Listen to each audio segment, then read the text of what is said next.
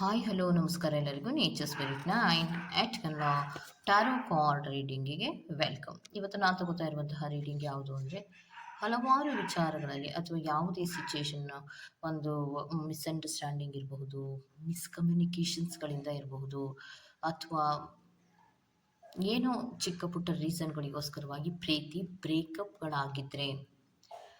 ಬ್ರೇಕಪ್ಗಳಾಗಿ ಎಷ್ಟೋ ದಿನಗಳಾದ್ರೂ ಕೂಡ ನಿಮಗೆ ಆ ವ್ಯಕ್ತಿಯನ್ನು ಮರೆಯೋದಕ್ಕೆ ಸಾಧ್ಯನೇ ಆಗ್ತಾ ಇರಲ್ಲ.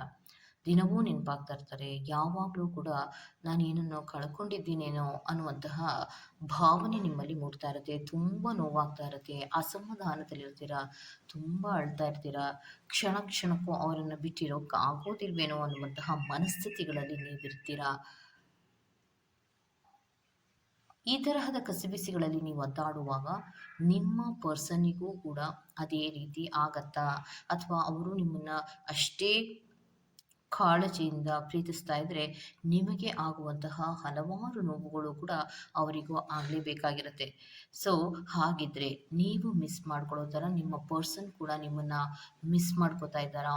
ಆಫ್ಟರ್ ಬ್ರೇಕಪ್ಪಿನ ತದನಂತರದಲ್ಲಿ ನಿಮ್ಮ ಪರ್ಸನ್ ನಿಮ್ಮನ್ನು ನೀವು ಹೇಗೆ ಮಿಸ್ ಮಾಡ್ಕೋತಿದ್ದೀರೋ ಹಾಗೆ ನಿಮ್ಮ ಪರ್ಸನ್ ಕೂಡ ಮಿಸ್ ಮಾಡ್ಕೋತಾ ಇದ್ದಾರಾ ಅಥವಾ ಇಲ್ವಾ ಅನ್ನೋದ್ರ ಬಗ್ಗೆ ರೀಡಿಂಗ್ ಆಗಿರುತ್ತೆ. ಕ್ಲಿಯರ್ ಆಯ್ತಲ್ವಾ? ಅಂದರೆ ನಿಮ್ಮ ಪ್ರೀತಿಯ ವ್ಯಕ್ತಿಯ ಜೊತೆಯಿಂದ ದೂರ ಆದ ತದನಂತರದಲ್ಲಿ ನೀವು ನಿಮ್ಮ ಪ್ರೀತಿಯ ವ್ಯಕ್ತಿಯನ್ನು ಎಷ್ಟು ಮಿಸ್ ಮಾಡ್ಕೋತಾ ಇದ್ದೀರೋ ಹಾಗೆ ನಿಮ್ಮ ಪರ್ಸನ್ ಕೂಡ ಮಿಸ್ ಮಾಡ್ಕೋತಾ ಇದ್ದಾರಾ ಅಥವಾ ಇಲ್ವಾ ಅನ್ನೋ ವಿಚಾರಕ್ಕೆ ಸಂಬಂಧಪಟ್ಟಂತಹ ರೀಡಿಂಗ್ ಆಗಿರುತ್ತೆ. ಇದೆಲ್ಲವೂ ಕೂಡ ಇನ್ ಜನರಲ್ ಆಗಿರುವಂತಹ ರೀಡಿಂಗೇ ಆಗಿರುತ್ತೆ. ನಿಮಗೆ ರೆಸೋನೇಟ್ ಆದರೆ ಮಾತ್ರ ತಗೊಳ್ಳಿ. ಹಾಗೇನೆ ಸ್ಕ್ರೀನ್ ಮೇಲೆ ಕಾಣ್ತಾ ಇರುವಂತಹ ಒಂದು ನಂಬರ್, ಅದು ಪರ್ಸನಲ್ ರೀಡಿಂಗಿನ ನಂಬರ್ ಆಗಿರುತ್ತೆ. ಯಾರಿಗೆಲ್ಲ ಪರ್ಸನಲ್ ರೀಡಿಂಗಿನ ಅವಶ್ಯಕತೆ ಇದೆಯೋ ಅವರೆಲ್ಲರೂ ಕೂಡ ವಾಟ್ಸಪ್ ಮೆಸೇಜನ್ನ ಮಾಡೋದ್ರ ಮೂಲಕ ಪೇ ಮಾಡಿ ನಿಮ್ಮ ರೀಡಿಂಗ್ಸ್ಗಳನ್ನು ನೀವು ತಗೋಬಹುದಾಗಿರುತ್ತೆ. ಓಕೆ, ಸೊ ನೀವು ರೀಡಿಂಗ್ಗಳನ್ನು ತಗೊಳ್ಳೋದಕ್ಕೆ ಮುಂಚಿತವಾಗಿ ನೀವೇನು ಮಾಡಬೇಕು, ನಿಮ್ಮ ಎದುರುಗಡೆ ಕಾಣ್ತಾ ಇರುವಂತಹ 2 ಫ್ಲವರ್ಗಳಲ್ಲಿ ಯಾವುದಾದರೊಂದು ಫ್ಲವರನ್ನು ಆಯ್ಕೆ ಮಾಡ್ಕೊಳ್ಳಿ. ಆಯ್ಕೆಯನ್ನು ಮಾಡಿಕೊಳ್ಳುವಾಗ ಬಹಳ ಕಾನ್ಸಂಟ್ರೇಷನ್ನಿಂದ ಫಸ್ಟು ನಿಮ್ಮ ಪರ್ಸನ್ ನಿಮ್ಮನ್ನು ಮಿಸ್ ಮಾಡ್ಕೋತಾ ಇದ್ದಾರಾ ಇಲ್ವಾ ಅಂತ ನೇರವಾಗಿ ಅವರನ್ನು ನಿಮ್ಮ ಮನಸ್ಸಿನಲ್ಲಿ ಇಮ್ಯಾಜಿನನ್ನು ಮಾಡಿಕೊಂಡು ನೀವೇ ನೇರವಾಗಿ ಕೇಳಿ, ನೀವು ನನ್ನನ್ನು ನಾನು ಮಿಸ್ ಮಾಡ್ಕೊಳ್ಳೋ ಥರನೇ ಮಿಸ್ ಮಾಡ್ಕೋತಾ ಇದ್ದೀರಾ ಅಂತ ನೀವು ಕೇಳಿ. ಶಫ್ಲಿಂಗ್ ಕಾರ್ಡ್ಸಿನಲ್ಲಿ ಏನು ಬರುತ್ತೋ ಅನ್ನೋದನ್ನು ನೋಡ್ತಾ ಹೋಗೋಣ. ಯಾಕೆ ಅನ್ನೋದಾದರೆ, ಚೆನ್ನಾಗಿದ್ದಾಗ ಅವರ ಬೆಲೆ ಕೆಲವೊಬ್ಬರಿಗೆ ಗೊತ್ತಾಗೋದೇ ಇಲ್ಲ. ಪ್ರೀತಿಯಿಂದ ಯಾವಾಗ ದೂರ ಆಗ್ತಾರೋ ನೀವೆಷ್ಟು ಅಡಿಕ್ಷನಲ್ಲಿದ್ರಿ, ನೀವೆಷ್ಟು ಬಾಂಡೇಜಲ್ಲಿದ್ರಿ, ನೀವೆಷ್ಟು ಬಿಟ್ಟು ಬಿಡಲಾರದ ಹಾಗೆ ಪ್ರೀತಿಸ್ತಾ ಇದ್ರಿ, ಇದೆಲ್ಲ ವಿಚಾರಗಳು ಕೂಡ ಒಂದು ಸಣ್ಣ ಗ್ಯಾಪ್ ಇರಬಹುದು ಅಥವಾ ಲಾಂಗ್ ಗ್ಯಾಪ್ ಇರ್ಬೋದು. ಈ ಸಂದರ್ಭಗಳಲ್ಲಿ ಗೊತ್ತಾಗುವಂತಹ ಸಾಧ್ಯತೆಗಳು ಇದ್ದೇ ಇರುತ್ತೆ. ಅದಕ್ಕೋಸ್ಕರವಾಗಿ ನೀವು ಮಿಸ್ ಮಾಡ್ಕೊಂಡಿರೋ ಥರ ನಿಮ್ಮ ಪರ್ಸನ್ ಕೂಡ ನಿಮ್ಮನ್ನು ಮಿಸ್ ಮಾಡ್ಕೋತಾ ಇದ್ದಾರಾ, ಅಷ್ಟೇ ಬೇಜಾರು ಮಾಡ್ಕೋತಾ ಇದ್ದಾರಾ, ಅಳ್ತಾ ಇದ್ದಾರಾ, ನೋವನ್ನು ಪಡ್ತಾ ಇದ್ದಾರಾ, ಅಥವಾ ಬೇರೊಂದು ರಿಲೇಷನ್ಶಿಪ್ಗೆ ಜಂಪ್ ಆಗಿದ್ದಾರಾ ಅನ್ನುವಂತಹ ಹಲವಾರು ವಿಚಾರಕ್ಕೆ ಸಂಬಂಧಪಟ್ಟಂತಹ ಡೀಟೇಲ್ಸ್ ನಿಮಗೆ ಈ ರೀಡಿಂಗಲ್ಲಿ ಸಿಗತ್ತೆ. ಓಕೆ, ನೋಡಿದ್ರಿ ಅಲ್ವಾ ಆಯ್ಕೆಗಳನ್ನ? ಗ್ರೀನ್ ಕಲರ್ ಇರುವಂತಹ ಫ್ಲವರ್ ಅನ್ನು ಆಯ್ಕೆ ಮಾಡ್ಕೊಂಡ್ರೆ ಫೈಲ್ ನಂಬರ್ 1, ಪರ್ಪಲ್ ಕಲರ್ ಇರುವಂತಹ ಫ್ಲವರ್ ಅನ್ನು ಆಯ್ಕೆ ಮಾಡ್ಕೊಂಡ್ರೆ ಫೈಲ್ ನಂಬರ್ 2 ಆಗಿರುತ್ತೆ. ಆಯ್ಕೆಯನ್ನು ಮಾಡ್ಕೊಳ್ಳುವಾಗ ಬಹಳ ಕಾನ್ಸಂಟ್ರೇಷನ್ ಇಂದ ಆಯ್ಕೆಯನ್ನು ಮಾಡ್ಕೊಳ್ಳಿ. ಹಾಗೇನೆ ಡಿಸ್ಕ್ರಿಪ್ಷನ್ ಬಾಕ್ಸ್ ನಲ್ಲಿ ಪ್ರತಿ ಫೈಲ್ನ ಟೈಮಿಂಗ್ಸ್ ಅನ್ನ ಕ್ಲಿಯರ್ ಆಗಿಯೇ ಮೆನ್ಷನ್ ಮಾಡಿರ್ತೀನಿ. ನೀವು ಯಾವ ಫೈಲನ್ನು ಸೆಲೆಕ್ಟ್ ಮಾಡ್ಕೊಂಡಿರ್ತೀರೋ ಆ ಫೈಲ್ನ ಟೈಮಿಂಗ್ಸ್ ಅನ್ನ ನೋಡಿ ಸ್ಕಿಪ್ ಆಗಿ ನಿಮ್ಮ ರೀಡಿಂಗ್ಸ್ ಗಳನ್ನ ನೀವು ತಗೋಬಹುದಾಗಿರುತ್ತೆ. ರೀಡಿಂಗ್ ಅನ್ನು ಶುರು ಮಾಡೋಣ. Okay, let start. Green colour ಇರುವಂತಹ ಫ್ಲವರ್ ಅನ್ನ ನೀವು ಯಾರೆಲ್ಲ ಆಯ್ಕೆಯನ್ನು ಮಾಡ್ಕೊಂಡಿದ್ದೀರಾ ಅದು ಫೈಲ್ ನಂಬರ್ 1 ಆಗಿರುತ್ತೆ. ಆಫ್ಟರ್ ಬ್ರೇಕಪ್ಪಿನ ತದನಂತರದಲ್ಲಿ ನಿಮ್ಮ ಪ್ರೀತಿಯ ವ್ಯಕ್ತಿಯನ್ನು ಮರೆಯೋದಕ್ಕಾಗೋದೇ ಇಲ್ಲ ಅಂತ ಪ್ರತಿ ನಿಮಿಷದಲ್ಲಿಯೂ ಕೂಡ ನೆನಪು ಮಾಡಿಕೊಳ್ಳುವಂತಹದ್ದು, ಅವರು ಮಾತಾಡಿದಂತಹ ಕೆಲವು ಮಾತುಗಳನ್ನು ರೀಕಾಲ್ ಮಾಡುವಂತಹದ್ದು, ಮತ್ತು ಮೀಟ್ ಮಾಡಿದಂತಹ ಡೇಟ್ ಇರ್ಬೋದು ಅಥವಾ ಪ್ರಪೋಸ್ ಮಾಡಿದಂತಹ ಡೇಟ್ ಇರ್ಬೋದು, ಇದೆಲ್ಲವನ್ನ ನೆನಪು ಮಾಡ್ಕೋತಾ ಇರೋದು. ಕೆಲವೊಮ್ಮೆ ಅವ್ರು ಮಾತಾಡಿಸ್ತಾ ಇಲ್ವಲ್ಲ ಅನ್ನುವಂತಹ ನೋವಿನಲ್ಲಿ ಇರುವಂತಹದ್ದು, ಕಸಿಬಿಸಿಗಳಲ್ಲಿ ಇರುವಂತಹದ್ದು, ಒಬ್ಬರೇ ಕುತ್ಕೊಂಡು ಅಳುವಂತಹದ್ದು, ಈ ತರಹದ್ದೇನೆಲ್ಲ ನೀವು ಮಾಡ್ತಾ ಇದ್ದೀರಾ, ಈ ತರಹದ ಸಿಚುಯೇಷನ್ ಅಲ್ಲೇ ನಿಮ್ಮ ಪರ್ಸನ್ನು ಇದ್ದಾರಾ ಅನ್ನೋದಾದ್ರೆ ಕಾರ್ಡ್ಸಿನ ಮೂಲಕ ನೋಡೋದಾದ್ರೆ ನಿಮ್ಮ ಪರ್ಸನ್ ಆ ರೀತಿ ಇಲ್ಲ ಅನ್ನುವಂಥದ್ದನ್ನ ರೆಪ್ರೆಸೆಂಟ್ ಮಾಡ್ತಾ ಇದೆ.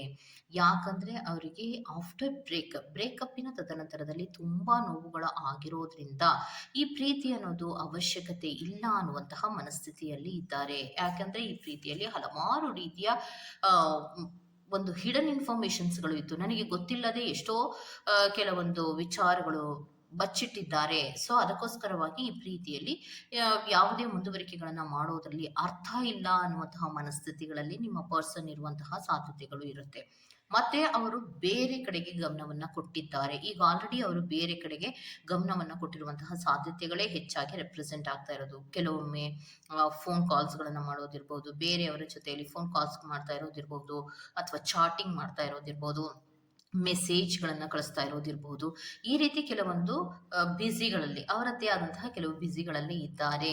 ಸೊ ಅವರೇನು ನಿಮ್ಮನ್ನ ನೆನಪಿಸ್ಕೊಂಡು ಅಳೋದಾಗ್ಲಿ, ನೋವು ಪಡೋದಾಗ್ಲಿ, ಸಂಕಟ ಪಡೋದಾಗ್ಲಿ, ಪ್ರತಿಯೊಂದು ನೀವು ಮಾತಾಡಿದ ಮಾತುಗಳನ್ನೆಲ್ಲ ಕೂಡ ರೀಕಾಲ್ ಮಾಡೋದಾಗ್ಲಿ, ಈ ತರಹದ್ದೇನು ಅವರು ಮಾಡ್ತಾ ಇಲ್ಲ.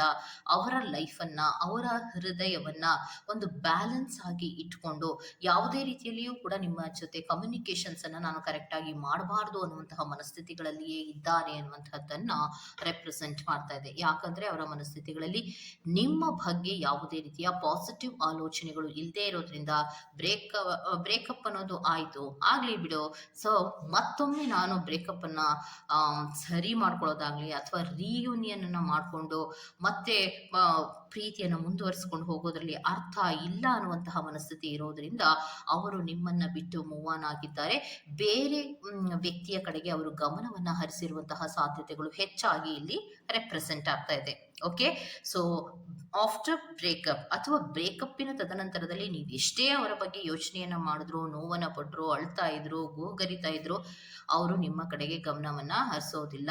ಅವರು ನಿಮ್ಮನ್ನ ಬಿಟ್ಟು ಮೂವ್ ಆನ್ ಆಗಿದ್ದಾರೆ ಅನ್ನುವಂತಹ ಇನ್ಫಾರ್ಮೇಶನ್ ಬರ್ತಾ ಇದೆ. ಓಕೆ, ಸೊ ಇದಿಷ್ಟು ಪಾಯಿಂಟ್ ನಂಬರ್ 1 ಅವರ ರೀಡಿಂಗ್ ಆಗಿರುತ್ತೆ. Go to the next point number 2.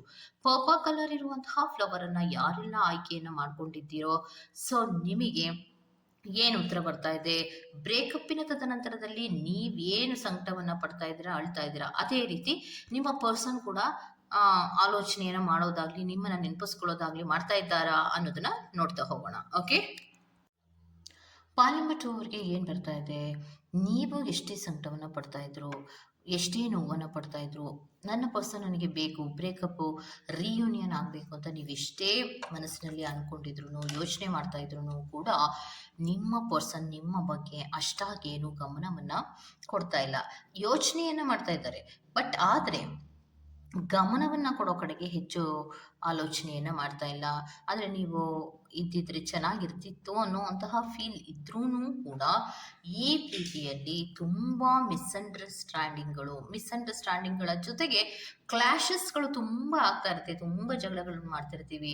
ಈ ಪ್ರೀತಿಯಲ್ಲಿ ನೆಮ್ಮದಿಯೇ ಇಲ್ವಲ್ಲ, ಈ ಪ್ರೀತಿಯಲ್ಲಿ ಮೇಲಿಂದ ಮೇಲೆ ಜಗಳಗಳನ್ನ ನೋಡ್ತಾ ಇದ್ರೆ ಯಾಕೋ ನಮ್ಮಿಬ್ಬರಿಗೂ ಹೊಂದಾಣಿಕೆ ಅನ್ನೋದು ಆಗೋದಿಲ್ವೇನೋ ಅನ್ನುವಂತಹ ಮನಸ್ಥಿತಿಗಳಲ್ಲಿ ಇರುವಂತಹದ್ದು.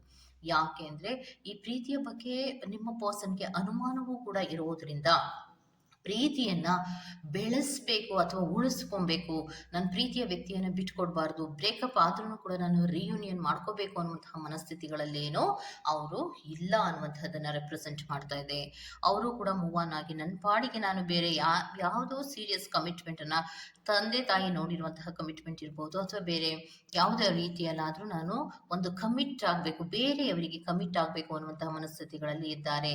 ಯಾಕೆ ಅಂದ್ರೆ ಆಫ್ಟರ್ ಬ್ರೇಕಪ್ಪಿನ ತದನಂತರದಲ್ಲಿ ಹಲವಾರು ರೀತಿಯ ಯೋಚನೆಗಳನ್ನ ಮಾಡಿದ್ರು, ನೋವನ್ನ ಪಟ್ಟರು, ಮೇಲಿಂದ ಮೇಲೆ ಅವರಿಗೆ ಹಿಂಸೆಯೂ ಕೂಡ ಆಗಿದೆ. ಆದರೂ ಕೂಡ ಅವರು ನಿಮ್ಮನ್ನ ಅಕ್ಸೆಪ್ಟ್ ಮಾಡುವಂತಹ ಮನಸ್ಥಿತಿಗಳಲ್ಲಿ ಇಲ್ಲ. ಈಗ ಸದ್ಯಕ್ಕೆ ಆ ಎಲ್ಲ ನೋವುಗಳಿಂದ ಆಚೆ ಬಂದಿರುವಂತಹ ಸಾಧ್ಯತೆಗಳಿದೆ ಅನ್ನುವಂಥದ್ದನ್ನ ರೆಪ್ರೆಸೆಂಟ್ ಮಾಡ್ತಾ ಇದೆ. ಸೊ ಸ್ಪಿರಿಟ್ಸ್ ಹಾಗಿದ್ರೆ ಪಾಯಿಂಟ್ ನಂಬರ್ 2 ಯಾರೆಲ್ಲ ಆಯ್ಕೆಯನ್ನ ಮಾಡ್ಕೊಂಡಿದ್ದಾರೆ, ಸೊ ಏನು ಇವರು ಅವರ ಪ್ರೀತಿಯ ವ್ಯಕ್ತಿಗೋಸ್ಕರವಾಗಿ ಹೆಚ್ಚು ಆಲೋಚನೆ ಮಾಡೋದು, ನೋವನ್ನ ಪಡೋದು, ಅಳ್ತಾ ಇದ್ದಾರೋ ಅದೇ ರೀತಿ ಅವರ ಪರ್ಸನ್ನು ಆ ರೀತಿನೇ ಇದ್ದಾರಾ ಅನ್ನೋದಕ್ಕೆ ಇನ್ನೊಂದು ಲಾಸ್ಟ್ ಕಾರ್ಡ್ ಅನ್ನ ಕೊಡೋದಾದ್ರೆ ಯಾವ ಕಾರ್ಡ್ ಅನ್ನ ಕೊಡೋದಕ್ಕೆ ಇಷ್ಟಪಡ್ತೀರಾ ಸ್ಪಿರಿಟ್ಸ್? ಅವರು ಕೂಡ ಆಲೋಚನೆಯನ್ನ ಮಾಡ್ತಿದ್ದಾರೆ, ಬಟ್ ಅವರು ಸದ್ಯಕ್ಕೆ ರಿಯೂನಿಯನ್ ಮಾಡ್ಕೊಳ್ಳುವಂತಹ ಮನಸ್ಥಿತಿಗಳಲ್ಲಿ ಅವರು ಇಲ್ಲ ಅನ್ನುವಂಥದ್ದನ್ನ ರೆಪ್ರೆಸೆಂಟ್ ಮಾಡ್ತಾ ಇದೆ.